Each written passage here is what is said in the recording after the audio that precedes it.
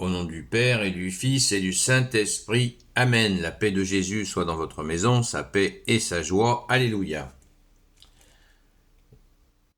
Nous lisons le Saint-Évangile, chapitre 10 de Saint Matthieu.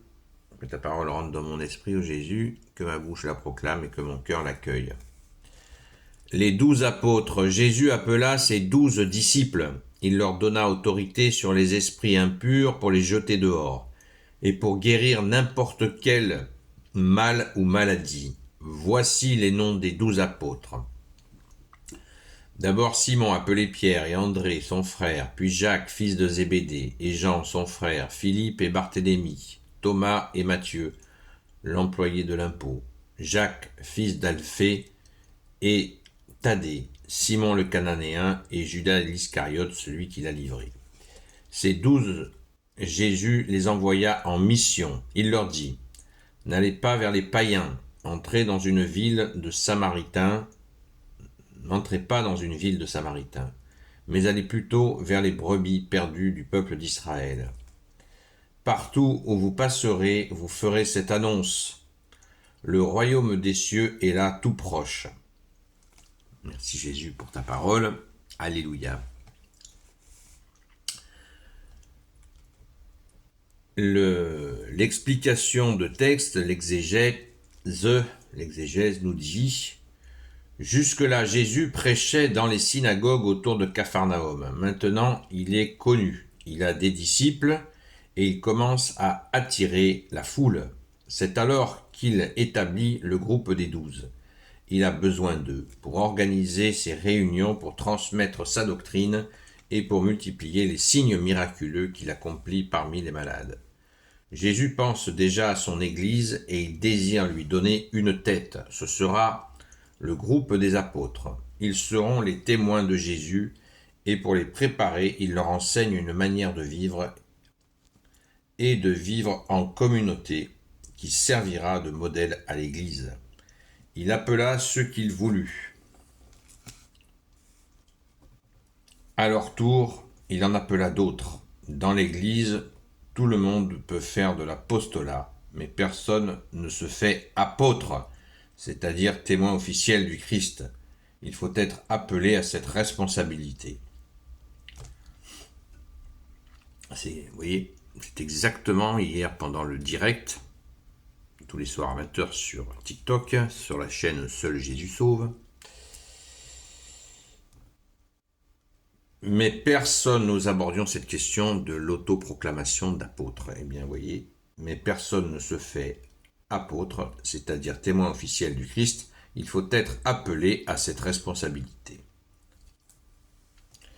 Dès le paragraphe qui débute, en 9:35, saint Matthieu préparait ce troisième discours de Jésus.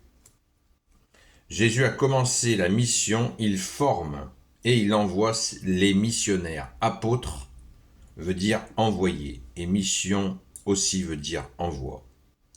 Le Père a envoyé son Fils sur terre et le Fils à son tour envoie ses apôtres. Le Père envoie des messagers de sa parole, mais il envoie aussi son esprit pour toucher le cœur et l'esprit de ceux qui écoutent. Les successeurs des apôtres seront, comme eux, des missionnaires. Ce nouveau chapitre nous parle donc de la mission, premier souci de la communauté chrétienne. Dans la première partie, Jésus s'adresse aux premiers missionnaires de Galilée. Dans une seconde partie, Matthieu réunit des paroles que Jésus a prononcées en des circonstances très diverses et il les adapte pour ses lecteurs au moment où l'Église commence à être persécutée dans l'Empire romain. Donc, Jésus suit le plan de salut de son Père comme il est prévu dans la Bible. Le Sauveur devait d'abord rassembler les brebis perdues d'Israël et conduire ensuite au salut toutes les nations païennes. Je crois que tout est très bien expliqué. C'est très important. Alors pour ceux qui ne sont pas au courant, je me sers de la Bible des peuples. C'est une Bible catholique, la Bible des peuples aux éditions du Jubilé. Je vous en parle régulièrement, je ne gagne pas un centime là-dessus. Donc c'est une promotion, voilà, totalement désintéressée, comme on dit.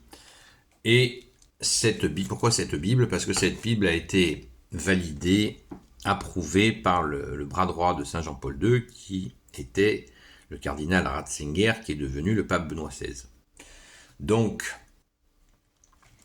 ce qui était un théologien exceptionnel, paix à son âme. Il nous faut donc, à travers cette lecture, bien nous rappeler que personne ne peut s'auto-proclamer apôtre. Je viens de le dire, je le répète, nous en avons parlé hier soir, nous en parlons régulièrement. Parce que, hélas, on peut le voir sur les réseaux sociaux, il y a des gens qui se disent prophètes, qui se disent apôtres. C'est ça, c'est à fuir. On ne peut pas s'autoproclamer comme ça. N'oublions pas que tous les apôtres ont été martyrisés, même Saint Jean n'est pas mort martyr, c'est le seul qui est mort de sa belle mort, mais il a été aussi, ils ont essayé, ils l'ont trempé dans l'huile bouillante, Saint Jean. Ça n'a eu aucun effet sur lui, alléluia, merci Jésus, mais voilà, il est passé aussi par des épreuves terribles.